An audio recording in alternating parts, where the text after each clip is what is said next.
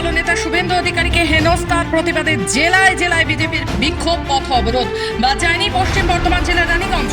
বৃহস্পতিবার রানীগঞ্জের নেতাজি স্ট্যাচুর পাদদেশে বিক্ষোভে নামে বিজেপির কর্মী সমর্থকেরা। বিরোধী দলনেতাকে হেনস্থার ঘটনার তীব্র প্রতিবাদ জানান তারা।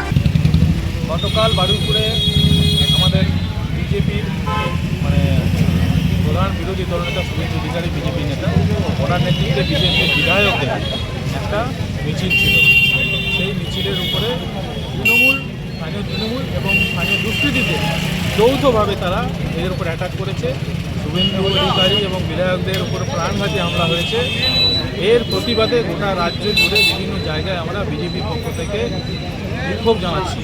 এই সরকারের এই যে মানসিকতা, বিরোধীদের গলা টিপে ধরার, বিরোধীদের মুখ বন্ধ করে রাখার জন্য শক্তি প্রয়োগ করে, দুষ্কৃতীদেরকে ব্যবহার করে বিরোধীদেরকে দাবিয়ে রাখার যে প্রয়াস, এর তীব্র বিরোধিতা করছে এবং গোটা পশ্চিমবঙ্গের বিজেপি কর্মসূচি চলছে।